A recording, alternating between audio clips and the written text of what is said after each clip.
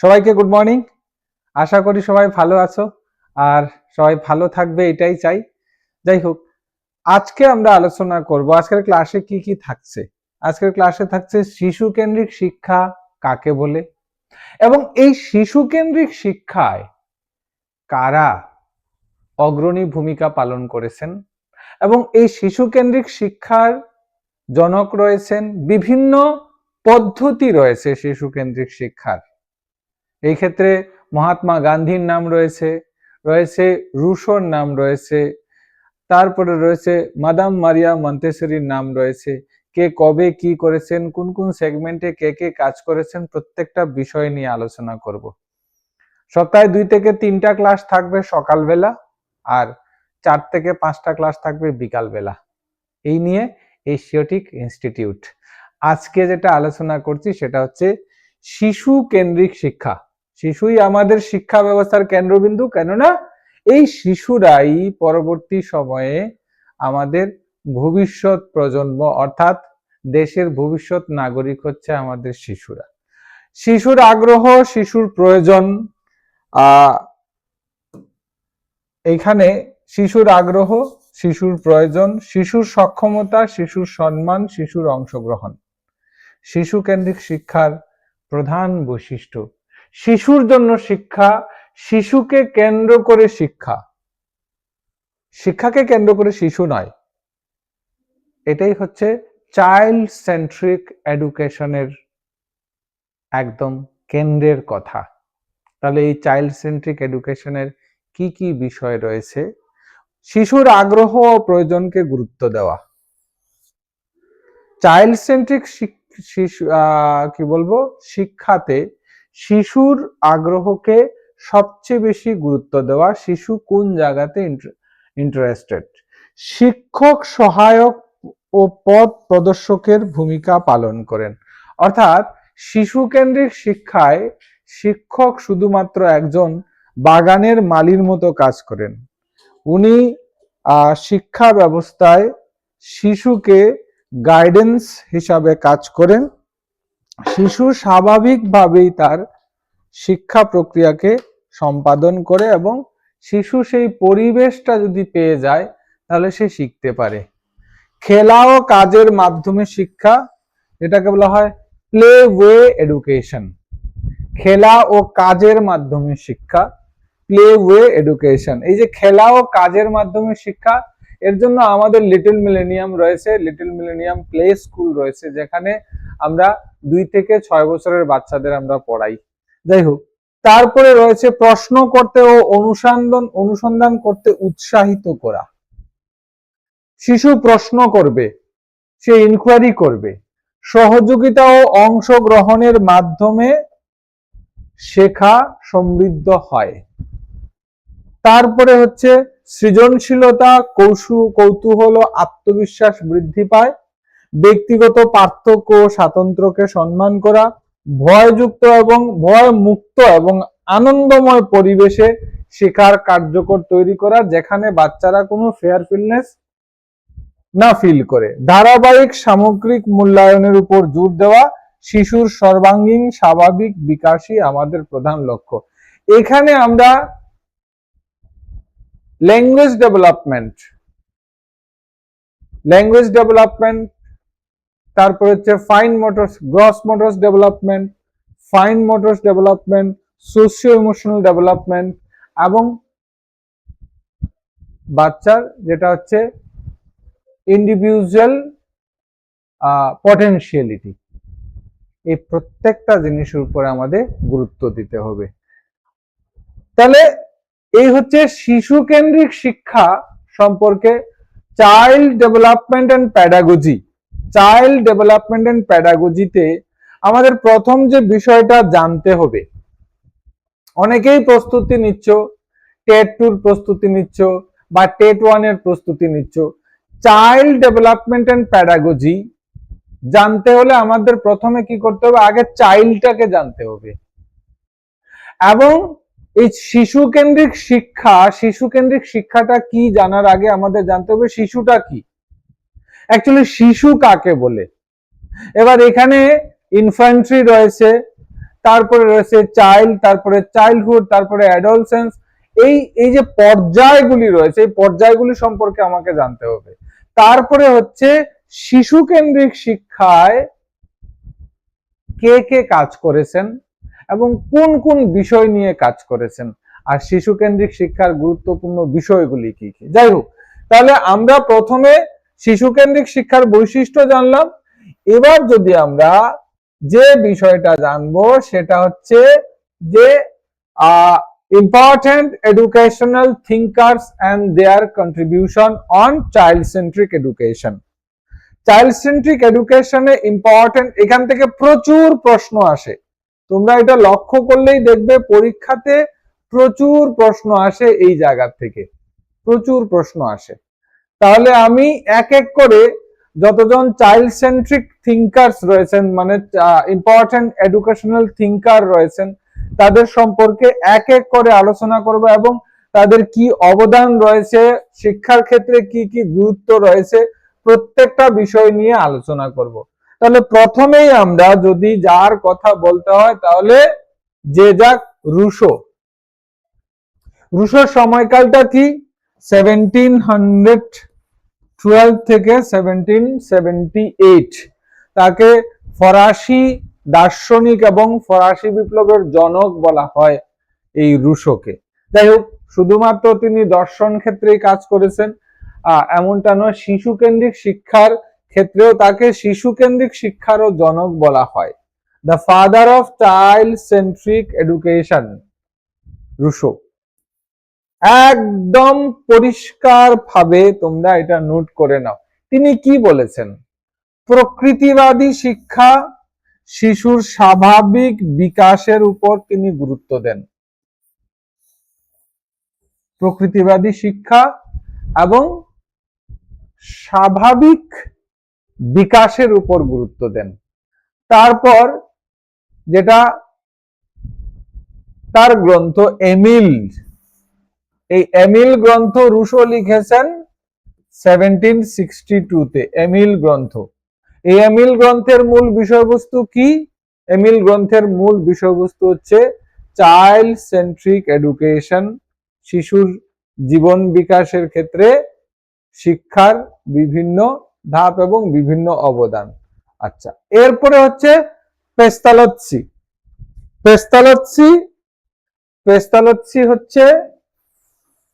পেস্তালৎসির সময়কাল 1746 থেকে 1827 হচ্ছে পেস্তালৎসির সময়কাল।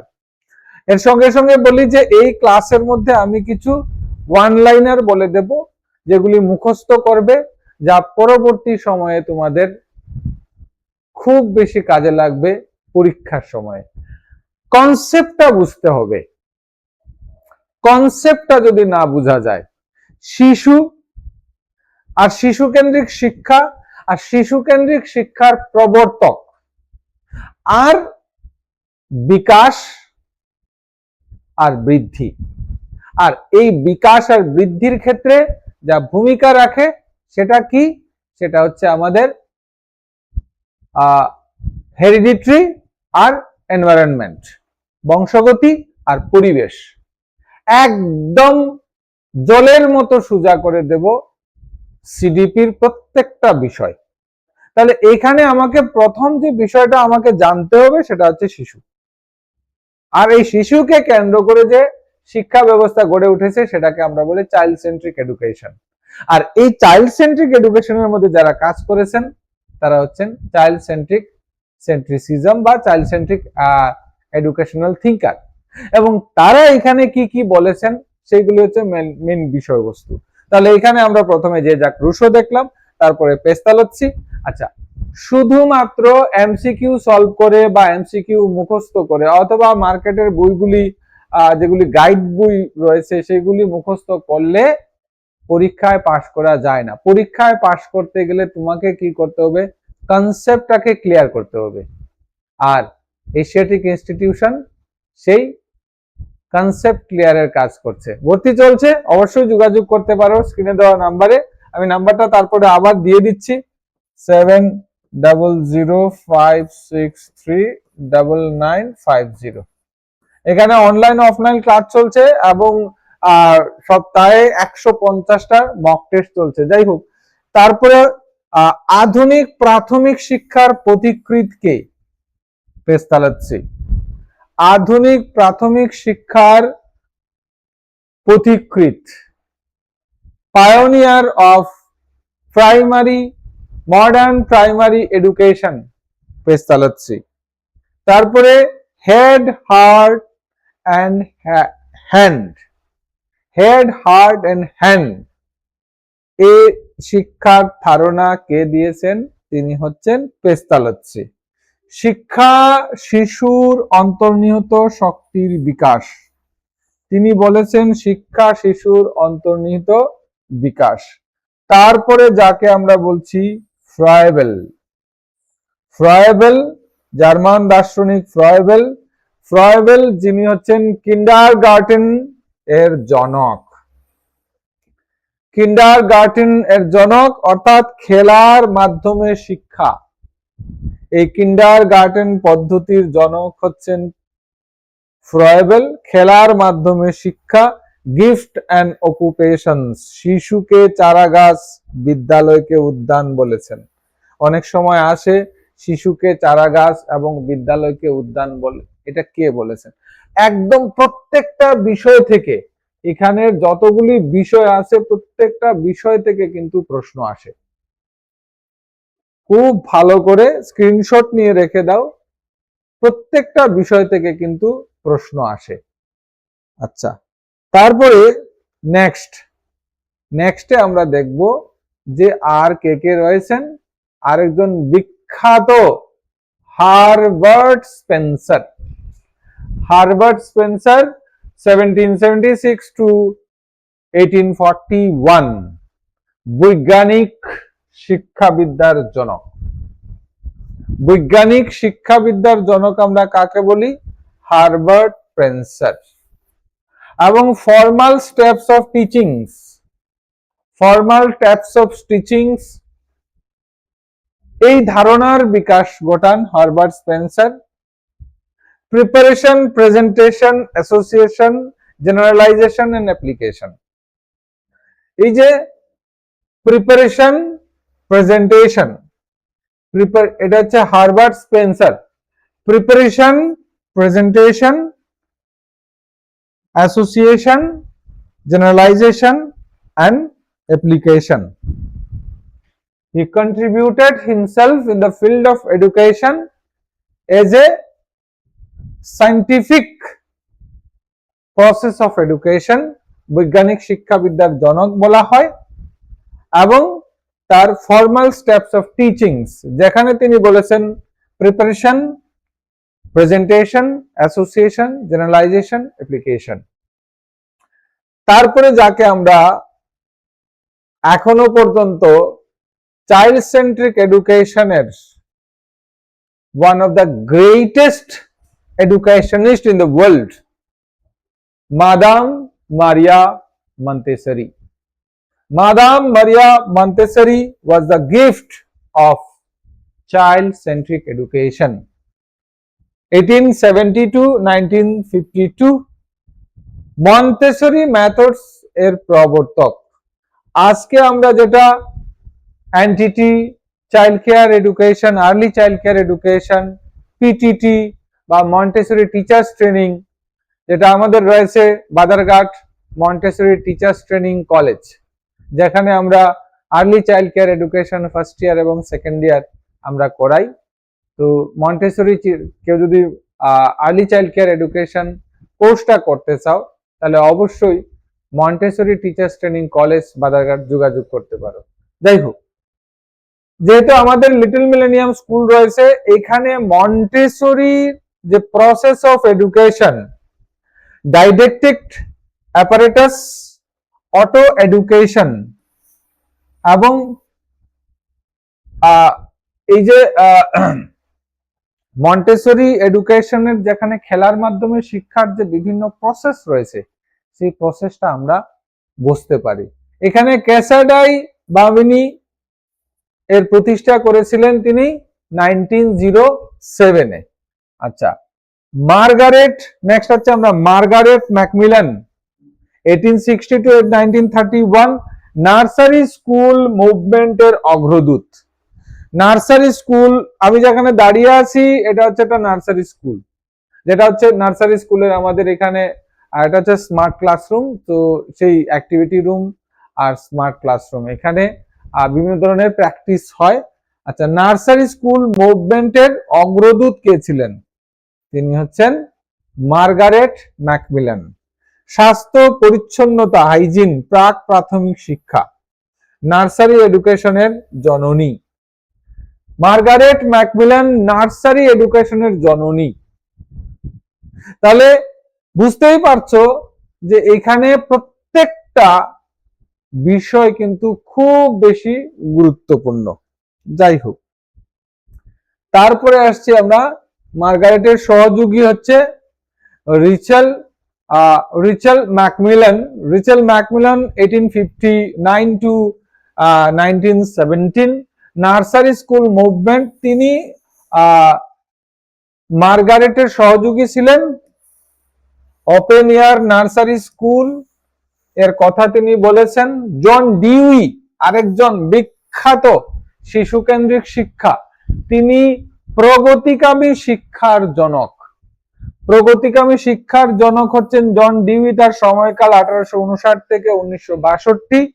লার্নিং বাই ডয়েন্ট প্রবলেম সলভিং এবং ল্যাবরেটরি স্কুলের প্রতিষ্ঠাতা ছিলেন এই জন ডিউই।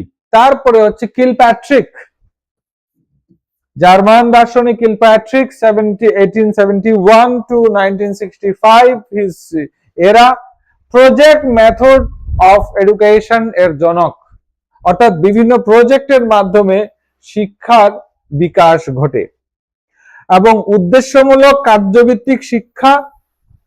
ডিউই এর শিষ্য ছিলেন তিনি কিলপ্যাট্রিক। আর তারপরে হচ্ছে আমাদের father of nation Mahatma Gandhi. Mahatma Gandhi 1869 to 1948 basic education নৈতালিম এর প্রবক্তা। নৈতালিমের প্রবক্তা, বেসিক এডুকেশন কর্মমুখী ও হস্তশিল্প ভিত্তিক শিক্ষা, স্কিল এডুকেশন। আর ওয়ার্দা স্কিম 1937। ওয়ার্দা স্কিম নৈতালিম শিক্ষা, আর নৈতালিম শিক্ষা বা বেসিক এডুকেশন কর্মমুখী ও হস্তশিল্প ভিত্তিক শিক্ষা। আচ্ছা, তারপরে হচ্ছে গুরুজি রবীন্দ্রনাথ টেগোর। রবীন্দ্রনাথ টেগোরের সময়কাল হচ্ছে 1861 থেকে 1941। আচ্ছা, প্রাকৃতিক ও মানবতাবাদী শিক্ষার প্রবর্তক ছিলেন রবীন্দ্রনাথ ঠাকুর। রবীন্দ্রনাথ টেগোর প্রাকৃতিক ও মানবতাবাদী শিক্ষা, মুক্ত পরিবেশে শিক্ষা, শান্তিনিকেতনের প্রতিষ্ঠা 1901। শান্তিনিকেতনের প্রতিষ্ঠা। তারপর হচ্ছে Johann Amos Comenius, J A Comenius 1592 to 1670। উনি এই লাইনের যতজন শিক্ষাবিদ ছিলেন সবচেয়ে প্রাচীন ছিলেন Johann Amos Comenius. Johann Amos Comenius কি বলেছেন? আধুনিক শিক্ষার জনক, universal education learning through senses. আর তার গ্রন্থ, তার কি গ্রন্থ ছিল? Didactica Magna. তারপর হচ্ছে হার্বার্ট স্পেন্সার 1820 থেকে 1902 বৈজ্ঞানিক শিক্ষার প্রবর্তক। Education according to nature, what knowledge is of most worth. What knowledge is of most worth যদি এটা দিয়ে বলে, এই কোটেশনটা দিয়ে বলে কার রচনা, কে করেছেন, তাহলে অবশ্যই বুঝতে হবে যে হার্বার্ট স্পেন্সার। এগুলি মুখস্থ করতে হবে। আচ্ছা, তারপরে লাস্ট, এই লাইনের লাস্ট দুইজন ভারতীয় শিক্ষাবিদ, ভারতীয় সমাজ সংস্কারক, ভারতবর্ষের মুক্তির জনক যাদের বলা হয়, অর্থাৎ ভারতবর্ষের সামাজিক অর্থনৈতিক বিকাশের ক্ষেত্রে, সামাজিক বিকাশের ক্ষেত্রে বিশেষ করে যাদের ভূমিকা রয়েছে, স্বামী বিবেকানন্দ 1863 থেকে 1902, মানব গঠনমূলক শিক্ষার প্রবক্তা, human education, man making education, চরিত্র গঠনের উপর গুরুত্ব দিয়েছেন স্বামী বিবেকানন্দ। শ্রী অরবিন্দ ঘোষ, শ্রী অরবিন্দ, ঋষি অরবিন্দ বলা হয়, অরবিন্দ ঘোষ না, শ্রী অরবিন্দ 1872 to 1950, সমন্বিত শিক্ষার প্রবক্তা, ইন্টিগ্রাল এডুকেশন, শরীর মন আত্মার বিকাশের শিক্ষা। তো এই ছিল শিশু কেন্দ্রিক শিক্ষার যে প্রবক্তা তাদের সম্পর্কে বিস্তারিত আলোচনা করেছি। আর আরেকটা ব্যাপার হচ্ছে শিশু কেন্দ্রিক শিক্ষার কিছু বৈশিষ্ট্য নিয়ে আলোচনা করেছি, এবং এই বৈশিষ্ট্যগুলি তোমরা অবশ্যই মনোযোগ দিয়ে দেখবে। আর এখন কিছু ওয়ান লাইনার আমি আলোচনা করে আজকে সকালের ক্লাস শেষ করব। বিকালের ক্লাসে অবশ্যই জয়েন করবে সবাই। আর আরেকটা জিনিস বলছি, অবশ্যই আমাদের এশিয়াটিক ইনস্টিটিউটের ইউটিউব চ্যানেলটাকে সাবস্ক্রাইব করবে, কারণ ওইটাতে মিনিমাম কিছু টার্মস এন্ড কন্ডিশন রয়েছে, যদি না হয় ততক্ষণ পর্যন্ত আমাকে হিস্ট্রি আইকিউ চ্যানেল থেকে ক্লাস করাতে হবে। অ্যাডমিশন চলছে, টেট 1 টেট 2 জেআরবিটির অ্যাডমিশন চলছে। ইন ফিউচার আমাদের অন্যান্য সেগমেন্টের ক্লাস হবে। আর এই প্রসঙ্গে বলছি, আগামী রবিবার সকাল 10টায় একটা সারপ্রাইজ রয়েছে। যারা পিজিটির সাকসেসফুল স্টুডেন্ট রয়েছে তাদের সঙ্গে আমাদের মিটিং হবে। অবশ্যই সেই বিষয়গুলি সবার সামনে তুলে ধরবো। যাই হোক, এবার এই গুরুত্বপূর্ণ 20টি ওয়ান লাইনার দিয়ে ক্লাসটা শেষ করব। শিশু কেন্দ্রিক শিক্ষায় শিশুই শিশু কেন্দ্রিক শিক্ষার কেন্দ্রবিন্দু। শিশুই শিশু কেন্দ্রিক শিক্ষার কেন্দ্রবিন্দু। এই শিক্ষায় শিশুর আগ্রহ, প্রয়োজন ও সক্ষমতাকে গুরুত্ব দেওয়া হয়। শিশু কেন্দ্রিক শিক্ষার মূল লক্ষ্য হলো সর্বাঙ্গীন বিকাশ।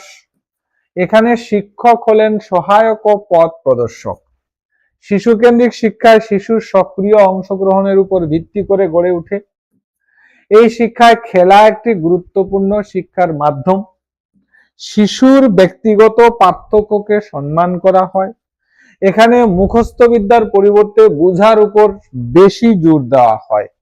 শিশুর স্বাভাবিক কৌতূহলকে শিক্ষার মাধ্যমে ব্যবহার করা হয়। শিশু কেন্দ্রিক শিক্ষায় শিশুর সৃজনশীলতার বিকাশ ঘটায়। এবার শেষ করার আগে আমি বলছি যে আমাদের এশিয়াটিক ইনস্টিটিউট, যেটাতে প্রত্যেকটা সাবজেক্টের এইভাবে কনসেপ্ট ক্লিয়ার করা হয়, তার সঙ্গে এমসিকিউ অবশ্যই রয়েছে। এমসিকিউ এর সঙ্গে আরেকটা ব্যাপারটা হচ্ছে কি, হাইলাইট করা হয় যে কোন কোন বিষয় থেকে প্রশ্ন আসতে পারে, আর সঙ্গে হচ্ছে আনসার উইথ এক্সপ্লেনেশন। ওকে, তাহলে শিক্ষায় ভয়মুক্ত আনন্দময় পরিবেশ তৈরি করা শিশু কেন্দ্রিক শিক্ষা। এখানে শিক্ষার্থীর মতামতকে মূল্য দেওয়া হয়। শিশু কেন্দ্রিক শিক্ষা সামাজিক দক্ষতা বৃদ্ধি করে। এখানে কাজ করে শেখা সবচেয়ে কার্যকর। শিশু কর্তৃত্বপরায়ণ না হয়ে সহযোগী হয়। এই শিক্ষায় ধারাবাহিক মূল্যায়ন গুরুত্বপূর্ণ। শিশুর পূর্ব জ্ঞানকে নতুন শিক্ষার সঙ্গে যুক্ত করা হয়। শিশু কেন্দ্রিক শিক্ষায় অভিজ্ঞতামূলক পরিবেশ গড়ে তোলা, শিক্ষার্থী ও শিক্ষকের মধ্যে বন্ধুত্বপূর্ণ সম্পর্ক গড়ে তোলা শিশু কেন্দ্রিক শিক্ষার চূড়ান্ত লক্ষ্য, শিশুর সর্বাঙ্গীন বিকাশ। তাহলে আজকে বিকালে কি ক্লাস থাকবে বলছি। টেটের সবচেয়ে আলোচিত একটা বিষয় হচ্ছে টেট 2-তে ত্রিপুরার উৎসব, উপজাতি এবং এই জায়গার থেকে অনেকগুলো প্রশ্ন আসে, অনেকেই করে না। সম্ভব যদি হয় তাহলে আজকে বিকালে এর উপর একটা ক্লাস করব। আর ভিডিওটা ভালো লাগলে, ক্লাসটা ভালো লাগলে অন্যদের সঙ্গে শেয়ার করবে, কমেন্টে জানাবে আর কি বিষয়ের উপরে ক্লাস চাই। আর অবশ্যই সঙ্গে থাকবে, দেখতে থাকবে হিস্ট্রি আইকিউ এবং এশিয়াটিক ইনস্টিটিউটের বিভিন্ন ক্লাস লেকচার ভিডিও। অবশ্যই সঙ্গে থাকবে। সবাই ভালো থাকবে, সবার সাফল্য কামনা করি। নমস্কার, হ্যাভ এ গুড ডে।